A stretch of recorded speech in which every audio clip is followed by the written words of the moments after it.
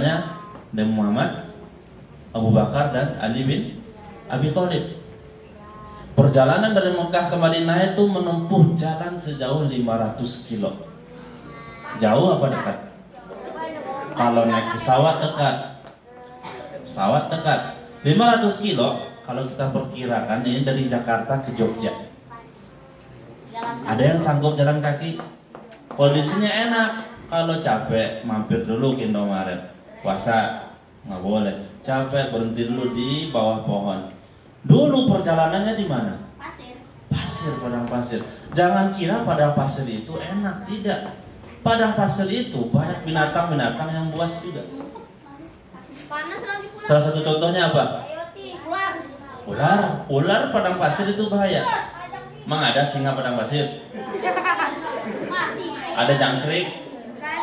Pokoknya binatang mematikan banyak di padang pasir. Salah satu kaum muslimin yang hijrah itu adalah Ummu Salamah. Karena banyak siksaan yang ia dapat ketika hijrah, dan dia hijrah sendirian bersama anaknya, berdua saja. Dari Mekah ke Madinah itu perjalanannya nggak dekat, jauh. Nah pertanyaannya, kenapa kaum muslimin hijrah dari Mekah ke Madinah?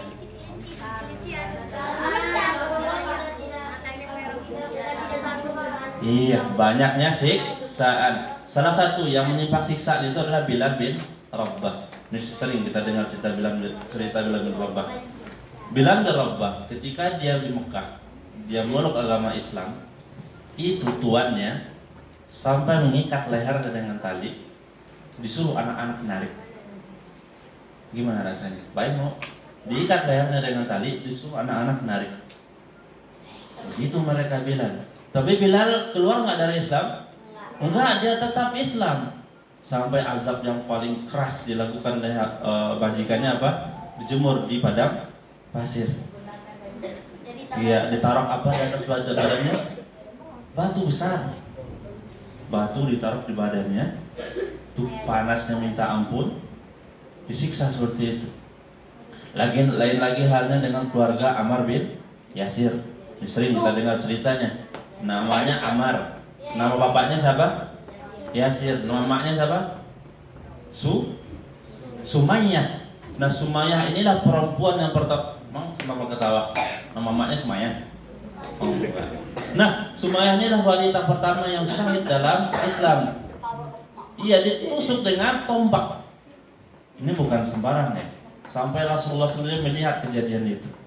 Sedih Rasulullah, tapi Rasulullah nggak bisa melawan. Karena dia nggak punya kekuatan waktu itu. Nah nanti di perang Badar Rasulullah sudah punya kekuatan, baru terjadi perang imbang.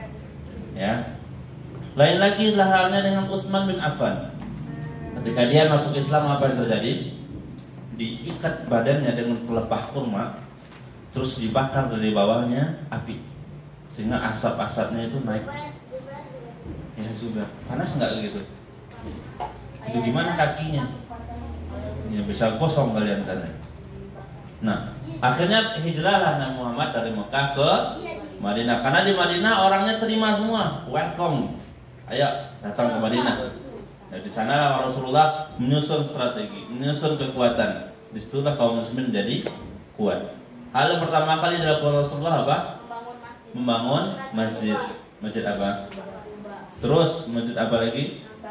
Nabawi. Dan tahun pertama Hijriah itu, nah tahun pertama Hijriah disyariatkanlah azan pada tahun 1 Hijriah. Lanjut setahun Nabi tinggal di Madinah. Pada tahun kedua Nabi hijrah, Nabi tinggal di Madinah, terjadilah salah satu peperangan yang besar. Namanya perang apa? Perang Badar. Nah, ini peperangan pertama kaum muslimin dengan Nabi Muhammad. Tapi jangan kira orang Quraisy itu jago perang. Nah, sekarang Nabi akan menghadapi orang yang sudah biasa perang. Ini bukan sembarang perang. Kalau orang Islam kalah, habis sudah. Tapi Nabi tekad harus berani perang, harus kuat ketika perang. Ya, buka halaman 55. Ini perang Badar. Jadi pada tahun keberapa? 2 Hijriah. Berarti 2 tahun berlalunya Nabi hijrah dari Mekah ke Madinah. Perang ini awalnya Nabi mendengar kabar bahwasanya kafilah Quraisy, kafilah itu sekelompok orang pedagang dipimpin oleh Abu Sufyan. Waktu itu Abu Sufyan belum jadi Islam. Nah, dia hendak berdagang ke negeri Syam. Siapa tahu negeri Syam di mana? Ya, sekarang negeri Syam itu di Palestina, Syria, arah-arah ke sana. Jordania ada 4 negara, Lebanon 4 ya. Dulu namanya Syam, sekarang terpecah-pecah. Palestina, Syria, satu jadi 4 ya. Nah, mereka berdagang dari Mekah ke Syam. Tetapi dari Mekah ke Syam itu harus melewati sebuah daerah namanya Badar. Di sana ada sumur. Nabi akan cegat mereka di sini. Ketika mereka jalan, dicegat. Kenapa dicegat, Kak? Bukan begal. Ini anaknya maco. Nah, dibegal, bukan dibegal. Nah, karena dulu kaum muslimin di Mekah itu sering disiksa tidak? Disiksa, diambil hartanya. Pokoknya dizolimi terus. Nah, Nabi SAW ini kesempatan. Kalau kita kalahkan orang Mekah, orang kafir Quraisy, orang Quraisy, kita bisa menjadikan perekonomian Mekah jadi kacau. Karena Abu Sufyan membawa 1000 ekor onta. 1 ekor onta harganya berapa? 1 miliar. Oh, sekarang berapa harganya? Anggaplah misalnya 1 onta harganya 20 juta. Kalau 1000 ekor berapa duit? Nah, kali-kalikan saja ya. Banyak duit yang dibawa. Ini bisa rusak ekonomi orang Mekah. Sengaja Rasulullah, ayo kita cegat mereka. Keluar semuanya. Dibawa ke muslimin. Ternyata ketika Nabi Muhammad sudah sampai di tempat yang mau dicegatnya, ternyata Abu Sufyan sudah duluan jalan. Nggak jadi kena cegat. Ya, kecewa penonton. Kecewa Rasulullah dan kaum muslimin. Ya sudah, kalau nggak dapat sekarang, nanti pas pulang kita tunggu. Nah, pas pulang nih Abu Sufyan dari Syam mau balik lagi ke Mekah. Sekarang saatnya Rasulullah akan mencegat kafilah. Nabi Muhammad bawa berapa orang? 13 orang. Tapi awalnya Nabi Muhammad nggak niat perang, cuman mencegat saja. Makanya dibuat sedikit aja. Rasulullah sampaikan kepada sahabatnya, yang mau ikut silakan, yang tidak silakan. Nggak wajib perang. Silakan, yang mau ikut silakan, ayo kita ikut bareng-bareng.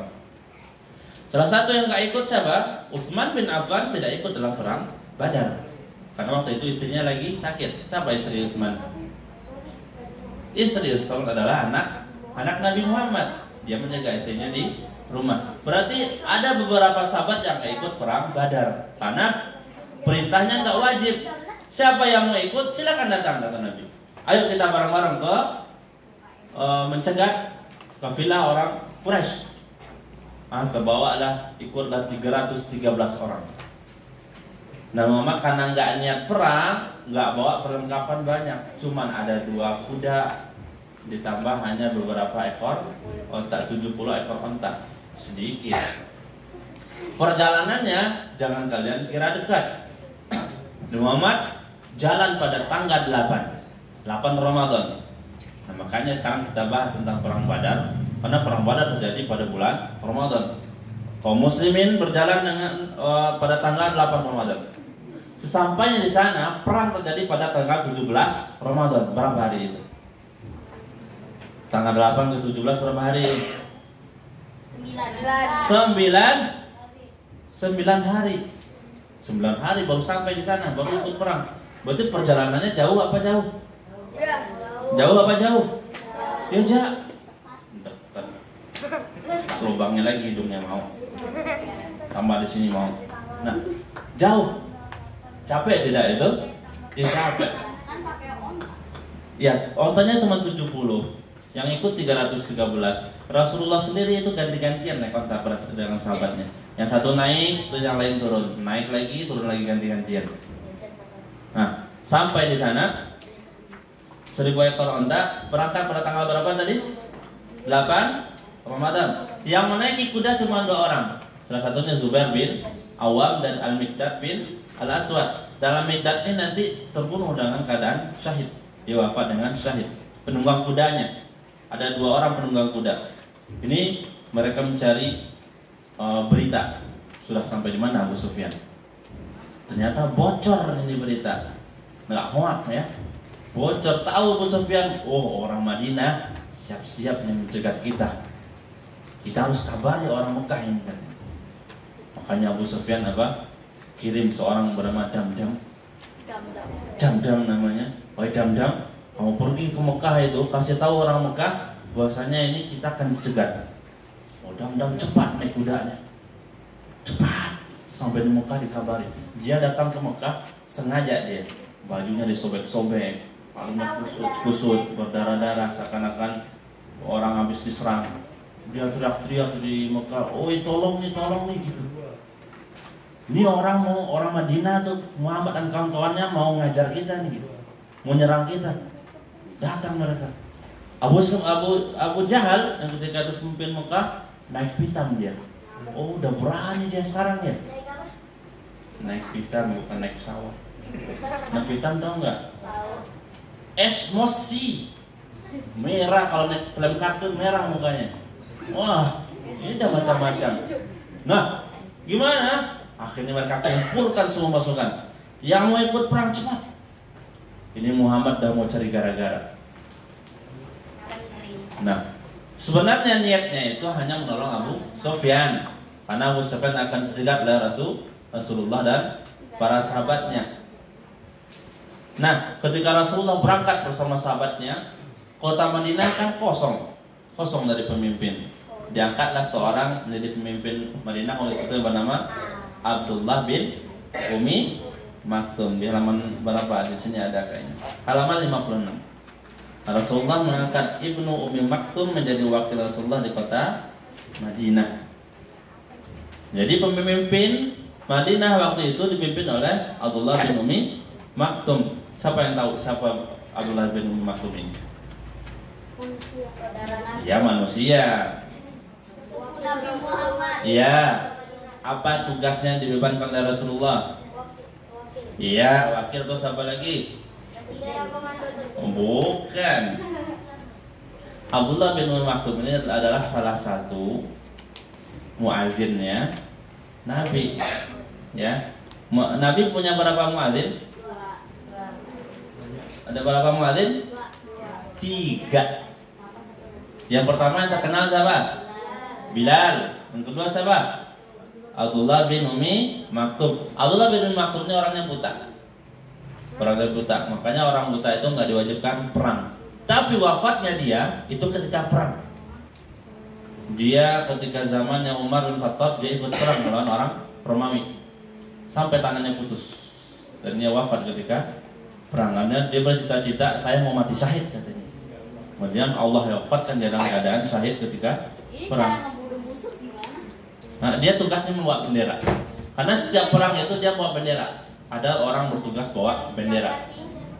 Nah, kalau benderanya jatuh plek, ini bisa menandakan sebuah kesalahan. Nanti panjang ceritanya. Nah, Abdullah bin Maktum adalah seorang muadzin Nabi. Jadi ada 3 muadzin Nabi. Pertama Bilal bin Rabah, kedua Abdullah bin Umi Maktum, dan ketiga siapa? Abu Mahdurah namanya. Dia jarang terdengar ya. Nah, paling terkenal siapa? Bilal bin Rabah. Ya, 3 orang. Setelahnya apa? Berangkat Nabi dengan para sahabat. Dicari-cari apa yang terjadi dengan Abu Sufyan. Banyak nggak? Udah sampai mana dia? Abu Sufyan hati-hati dia. Hati-hati, terus berjalan hati-hati. Ini utusan tadi udah dikirim si Damdam tadi. Nah, orang kafir Quraisy ini sudah persiapkan kekuatannya. Ada berapa juga kekuatannya? Awalnya 1.300 orang. Ya, halaman berapa itu? Iya, di halaman 58. Pada saat itu juga semua pasukan Mekah bersiap-siap. Kekuatan mereka berjumlah 1.300 orang. Dan mereka membawa 100 kuda. Kalau kaum muslimin bawa berapa kuda? 2 doang. Karena nggak niat perang awalnya. Kalau orang kafir Quraisy sudah niat untuk perang, siap-siap untuk perang. Makanya mereka bawa apa? Berapa? 100 kuda dan 600 baju besi. Oh, benar, mereka benar-benar siap untuk perang. Ya. Dan onta yang sangat banyak. Komando tertinggi dipimpin oleh Abu Jahal bin Hisham. Oh, ini bahaya. Ya. Ya, Abu Jahal. Ya. Abu Jahal ini terkenal dengan namanya Fir'aunnya umat ini. Siapa? Fir'aunnya, orang yang paling kejam dari menyiksa kaum muslimin. Nah, Abu Sufyan sudah mengutus Damdam, sudah dipersiapkan kuda. Dan satu hari orang kafir Quraisy ini memakan 100 ekor onta. 10 ekor onta. Disembelih satu hari mereka menyembelih 10 ekor onta. Berarti mereka benar-benar siap perang. Maka pasukannya disuruh makan banyak-banyak dulu, biar kuat katanya. Biar kenyang. Di perjalanan ternyata Abu Sufyan yang akan melewati tempat ini, Badar ini, kan Abu Sufyan sudah cari tahu. Oh, ternyata ada orang Islam yang akan mencegat dia. Akhirnya dia putar balik ke sini. Nggak lewat sini dia putar balik. Selamat dia dari cegatan orang Islam. Berita ini sampailah ke orang kafir Quraisy. Orang kafir Quraisy sudah dalam perjalanan juga menuju Badar. Sampai ke kafir Quraisy, sebagian pasukannya menerima. Oh, menerima berita. Oh, ternyata Abu Sufyan sudah selamat nih. Ngapain lagi kita jalan? Kan tugas kita hanya mencegat Abu Sufyan, nolong Abu Sufyan. Terang Abu Sufyan sudah selamat dan dengan kawan-kawannya. Ya udah, kita nggak usah kembali lagi ke Badar. Kita nggak usah pergi ke Badar. Oh iya, Abu Jahal nggak setuju. Enggak, kita harus tetap perang. Kita sudah jalan, nggak mungkin tidak. Makanya terpecah orang kafir Quraisy waktu itu. Ada sebagian setuju perang, ada sebagian nggak setuju perang. Pada akhirnya 300 orang dari mereka pulang ke Mekah. Jadi yang lanjut perang berapa orang? 1000 orang. Awalnya kan berangkat 1300, pulang 300, tinggal berapa? 1000. Nah, 1000 inilah yang terus perang ke Badar, jalan ke Badar ya. Nah, sedikit saya baru sampaikan, Abu Jahal, Abu Sufyan, dan satu lagi namanya Al-Akhnas. Suatu saat waktu masih di Mekah, mereka sering pernah mendengar Rasulullah baca Quran di rumahnya. Ini Abu Jahal diam-diam dia datang ke rumahnya Rasulullah, dia dengar tuh bacaan Quran. Senang nggak dia? Hatinya senang, sejuk, tentram. Dia dengar, padahal dia kan pembangkang banget ya. Tapi ketika dengar Rasulullah ngaji itu dia adem banget. Pas subuhnya mau pulang, dia ketemu dengan siapa? Abu Sufyan. Ngapain lo kesini katanya? Kata Abu Sufyan, ngapa? Lo ngapain kesini? Ketemu lagi sama Akhnas. Nah. Ini orang ngapain lagi kesini? Saling ngadu-ngadu. Kamu dengar situ ya, dengar Muhammad ngaji ya. Kamu juga kan? Ya kamu juga kan? Jangan kasih tahu orang lain. Kalau kita kasih tahu orang lain, ntar banyak yang masuk Islam. Udah kita janji ya, besok akan datang lagi ya, janji. Besoknya nongkrong lagi di rumah Nabi Muhammad, dengar Muhammad ngaji lagi. Pas paginya ketemu lagi, nah lo, ketemu lagi.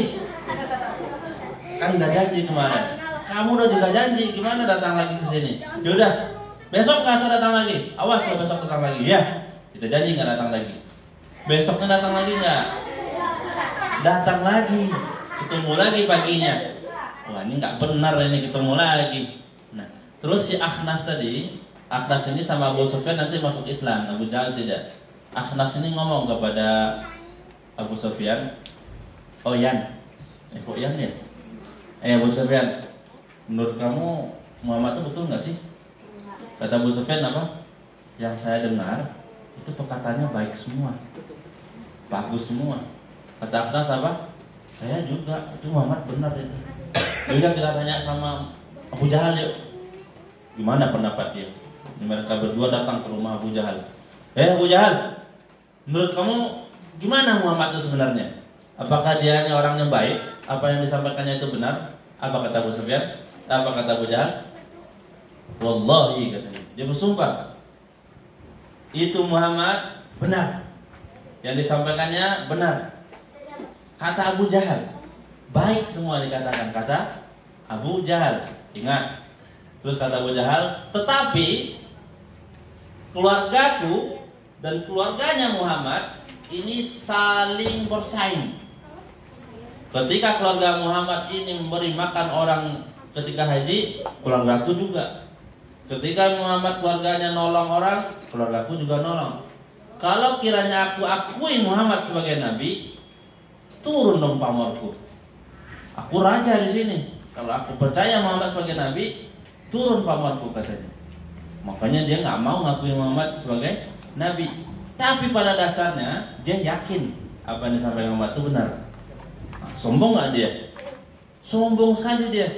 Dia nggak mau turun dari jabatannya karena dia nggak mau ngakui Nabi sebagai Rasulullah sebagai Nabi, Muhammad sebagai Nabi, karena dia takut jabatannya tuh tumbang turun. Makanya dia mending jadi raja aja, biar aman, biar enak, katanya. Nah, itulah Abu Jahal. Tapi Abu Sufyan dan satu lagi namanya Akhnas, nanti ketika ada dia mereka masuk Islam, mereka jadi orang Islam, jadi sahabat Nabi. Nah, ini cerita Abu Jahal, orang yang paling ngeyel dalam Islam, paling sadis, paling jahat kepada orang Islam. Ya, nama aslinya siapa? Abul Hakam, orang yang bijaksana. Kalau Abu Jahal apa artinya? Bukan, manusia super bodoh. Abu Jahal namanya itu. Jahal itu artinya bodoh, ya. Seperti itu Rasulullah mengajarkan kita, panggil dia dengan Abu Jahal, orang yang bodoh. Nah, lanjut ke perang. Pasukan Islam waktu itu kesusahan, bingung, karena mereka nggak siap untuk perang. Tapi orang kafir Quraisy sudah menyediakan menyiapkan pasukan yang sangat besar, 1.000 orang dengan persiapan perlengkapan perang yang lengkap. Sekarang umat Islam gimana? Sebagian kaum muslimin ciut dia. Aduh, gimana akan perang, kita nggak siap kayak gini, habis sudah ini. Sebagian kaum muslim terus motivasi lagi sama Rasulullah. Rasulullah panggil kaum sahabatnya semuanya, siap nggak untuk perang? Siap nggak untuk perang? Karena yang kebanyakan yang ikut waktu itu adalah orang Madinah, kaum Ansar. Kalau kaum Muhajirin hanya yang ikut 80-an orang. Berarti sisanya dari kaum Ansar. Masalah ditanya oleh Nabi Muhammad SAW, bertambah lagi keimanan orang pasukannya, dan akhirnya apa? Mereka lanjut untuk tetap perang, nggak gentar melawan orang kafir Quraisy. Ya. Nah, mereka akhirnya apa? Berebut tempat dengan orang kafir Quraisy, karena di Badar itu ada sumur-sumur yang banyak, sumur banyak airnya di sana. Kira-kira kalau orang perjalanan itu haus tidak? Siapa yang haus hari ini? Ada yang nggak haus? Ada yang mau minum nggak hari ini? Kalau kayak kasih minum mau? Hah? Mau? Mau tak Pak? Rasanya tanggung Kakak. Enak banget ya. Oke. Mau Kakak minum? Hah? Mau Kakak minum? Ajak berantem ini.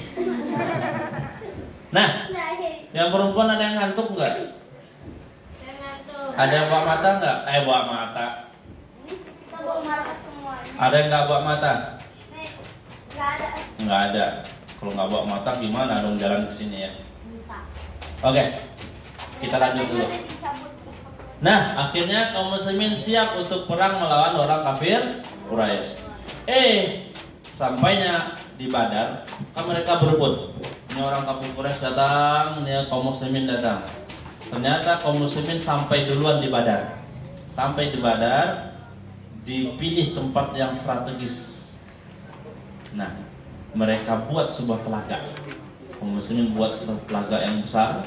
Ini air-air sumur ini dipindah ke telaga semua. Sumurnya dirusak. Sehingga nanti kalau orang kafir Quraisy datang mereka kehausan. Cerdas kaum muslimin. Bikin iya, telaganya udah gede nih, udah bisa. Kaum muslimin kalau capek bisa minum ini, bisa seger. Nah, itu Ramadan. ya Ramadan. Ya, pas juga pada tahun 2 Hijriah Allah wajibkan kepada kaum muslimin untuk puasa bulan Ramadan. Karena dulu sebelum bulan Ramadan diwajibkan puasa, kaum muslimin itu cuma 1 hari wajib puasa. Kapan? Asyura. Asyura itu kapan? 10 Muharram. Dulu yang wajib untuk orang Islam puasa pada tanggal 10 Muharram. Terus ketika pada tahun 2 Hijriah Allah wajibkan kaum muslimin untuk puasa sebulan penuh di bulan Ramadan. Jadi tanggal 10 Muharram itu nggak wajib lagi. Jadi sunat dia diganti dengan bulan Ramadan. Bukan sunat. Udah sunat belum? Udah 2 kali belum? Udah 2 kali? Oh belum. Udah 2 kali. Nah, kesampainya ketika mereka sudah bikin ini, sudah bikin apa namanya, telaga, dipantau terus sama Nabi. Ini perjalanannya panjang sekali. Di sana dia Nabi Muhammad SAW dan kaum muslimin melihat ada 2 orang budak lagi ngambil air. Ngambil air, ditangkap oleh kaum muslimin. Hei! Kamu utusan Abu Sufyan ya? Bukan, enggak. Ngaku! Enggak ada yang ngaku 2 orang ini. Enggak, kita bukan utusan Abu Sufyan. Ngapain kamu kesini? Mau ambil air doang, Pak. Ya, enggak takut. Ya, ikut ya. Ngapain kesini? Enggak. Enggak ngaku ya. Oh, akhirnya dipukul ya orang-orang. Pakai sandal. Dipukul sama kaum muslimin. Sejak ngaku enggak gitu. Akhirnya orangnya ngaku, ya, saya utusan Abu Sufyan. Datang Nabi Muhammad. Kenapa dipukul orang? Ini orang ini bukan utusan Abu Sufyan kata Nabi, tapi ini orang utusan orang Quraisy, orang kafir Quraisy. Pas Nabi datang, baru mereka ngaku. Pas sahabat tadi datang nanya-nanyain, mereka nggak mau ngaku. Ngaku akhirnya. Ini 2 orang budak ini. Iya, saya utusan kami. Iya. Kalau dilembutin dia malah senang orangnya itu. Kalau dikasarin malah nggak mau dia ngaku. Nah, ditanya gimana keadaan orang kafir Quraisy? Mereka datang banyak. Berapa jumlahnya? Oh, saya nggak tahu berapa jumlahnya. Sehari itu mereka habisin berapa onta? Sekitar 9 sampai 10 onta. Mana Muhammad cerdas.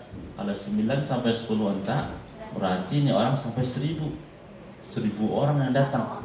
Karena Muhammad mikir 1000 lawan 300, kalau secara akal-akalan menang siapa? Berarti 1 orang harus melawan 3 orang. 1 banding 3.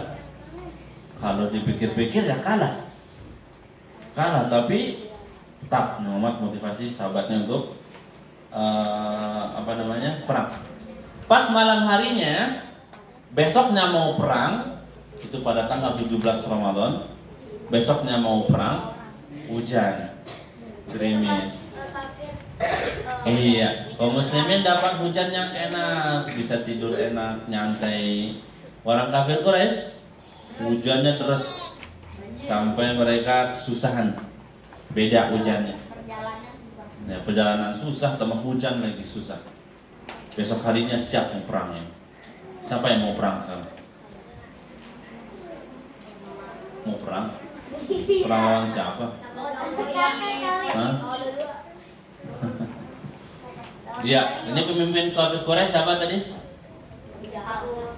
Abu Jahal. Ini Abu Jahal ini banyak kisahnya dengan Nabi Muhammad SAW. Siapa yang hafal surat Al-Alaq? Iqra bismi rabbika alladzi. Ayat-ayat terakhirnya apa?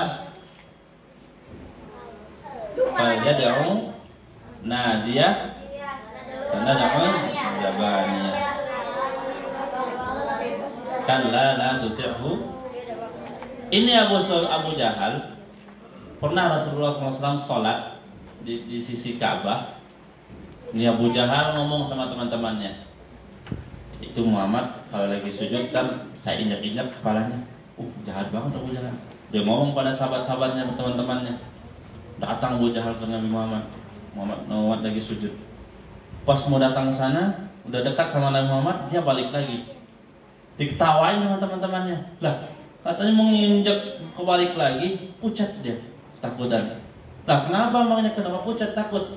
Pas saya mau dekat sama Muhammad, saya seakan-akan dihalangi oleh sesuatu yang aneh. Ini malaikat siapa? Zabah.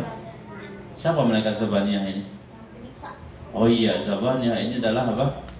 Pasukannya malaikat Malik, penjaga pintu neraka. Sesak napas. Zabaniyah malaikat memberi azab. Ya. Nggak berani Abu Jahal dekat. Lain lagi kisahnya Abu Jahal ini banyak kisahnya dengan Nabi Muhammad. Siapa pernah dengar cerita Isra Mi'raj?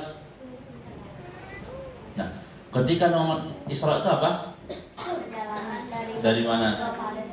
Dari Mekah ke Palestina. Kalau Mi'raj? Palestina ke langit ke 7. Di langit ada berapa tingkat?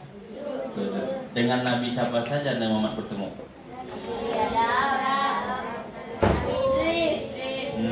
Langit ke-7 bertemu dengan Nabi apa?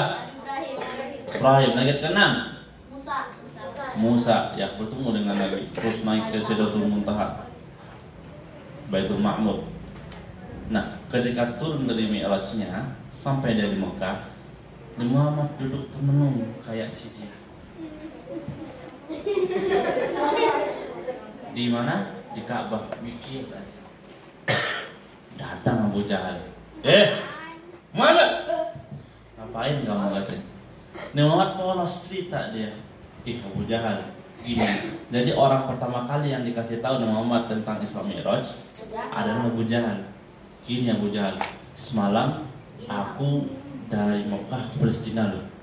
Terus dari Palestina aku langsung ke atas langit loh. Kira-kira kalau orang-orang yang ini percaya tidak? Malah Abu Jahal ketawa. Beneran ini. Senang Abu Jahal. Ditarik dengan Muhammad, ditarik ke sebuah bukit. Bukit ini nggak sembarang orang boleh naik. Bukit ini untuk pengumuman saja dan dijaga oleh seorang budak di sana. Siapa saja yang berani naik bukit ini ditebas oleh seorang budak. Jadi bukit ini hanya diperuntukkan orang-orang yang mengasih pengumuman penting saja, misalnya pengumuman perang atau yang lain. Tiba-tiba Abu Jahal, pemimpin Mekah waktu itu, pemimpin Quraisy waktu itu naik dengan Nabi Muhammad. Muhammad terkenal sebagai orang yang jujur. Kan orang-orang Mekah jadi heran, itu Abu Jahal sama Muhammad ngapain kan?